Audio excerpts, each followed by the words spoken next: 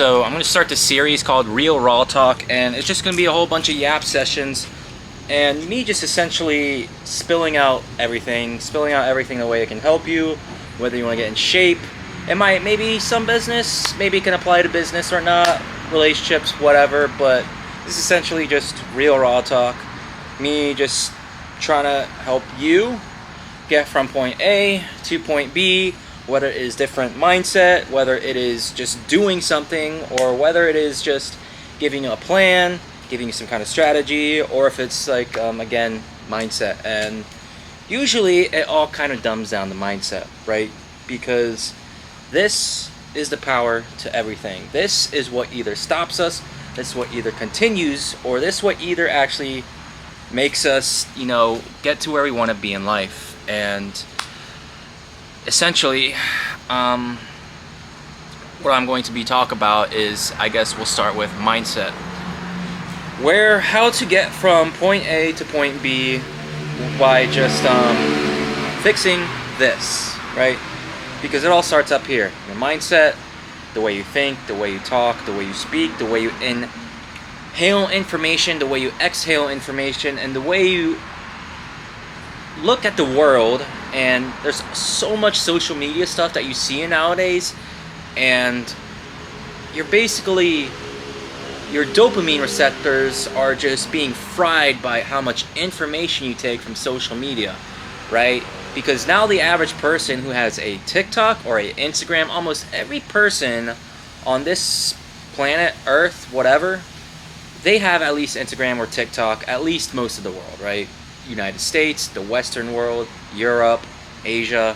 I know like Africa or Middle East, like that can like be a little trouble issue, but almost everyone has social media. So with the amount of information that pours into Instagram and the amount you just inhale and scroll, and it's like the more you see the information, the more dopamine that you seek, and the more that you just inhale, the less your attention span is gonna get, because you're just doing this over and over. And you're probably seeing people getting in shape, you're probably seeing like all these physique flexing pictures, and it's making you might not think it, but your brain is actually the most important part to your body, because you're inhaling something through social media, and you're in secondhand nature. Your brain you don't realize it, but your brain is thinking that every time you see some person in shape, you're like dreaming this vision of actually being in shape. You're dreaming that reality, but you're not actually doing it. So that's why your dopamine receptors are fried. And kind of got a little off topic there, not really, but social media is ruining your life. You cannot let it destroy you. You cannot let it fry your brain. You cannot be up every morning at the start of the morning with your phone looking at who followed you, who liked your Instagram, your TikTok, what is going on, what is happening. I don't care if you follow News Daddy, you gotta look at the news. I don't care. Everything starts with here, and you're worsening it by social media. And essentially, that is just like one point of, that is what every kind of average human, or as kind of every human being kind of goes through. They go through the social media phase. They'll doom scroll when they're trying to get in shape, and they'll see all this shit, and they'll try and get in shape, but they see all this shit, they either get like disappointed, not disappointed, a little insecure, not disappointed, but they can't keep a consistent flow of getting in shape by seeing all the shit they keep seeing consistently, because they keep dreaming that vision. They keep dreaming that vision of trying to pretend to be in that vision. They're not going to get it. So, with that being said, at least minimize your social media. That is the social media talk. But next point, consistency, right? Everyone kind of struggles with being consistent, and that starts up here with just being consistent. But how do you be consistent? Figure out your why. Figure out how scary it is. But if you are a man and you're watching this, most men nowadays, it is not that hard to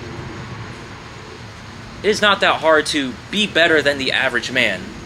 The average man is so average. They have these average ass physiques. They go out, they drink, they watch porn, they do anything to seek every little bit of dopamine, right?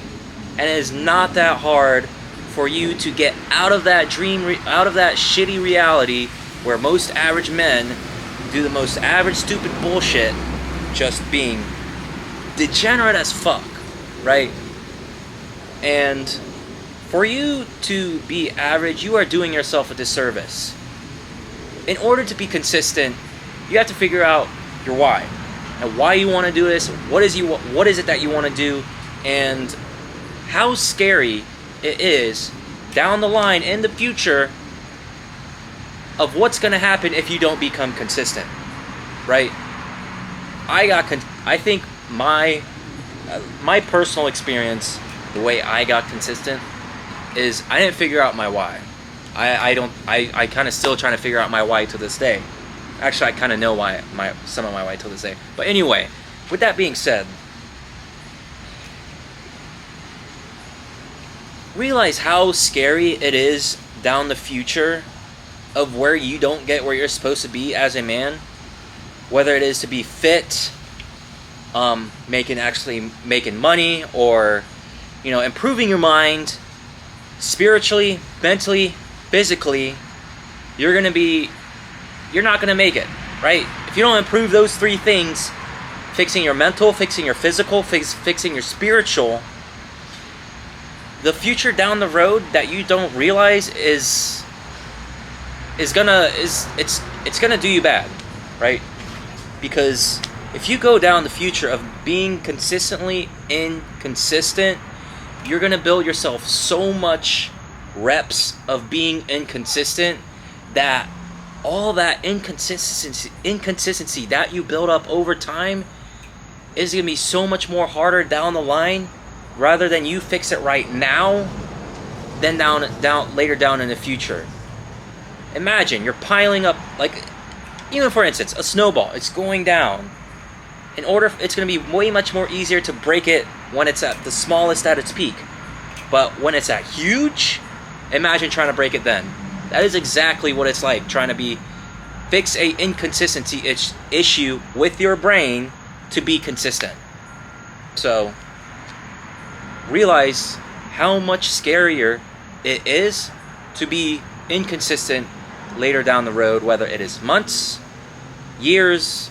I would go as far as down from months to years, because if you start thinking around like a 5 to 10 year timeline span, then you're just never gonna you're just gonna accept the fact that I'll start in 5 to 10 years.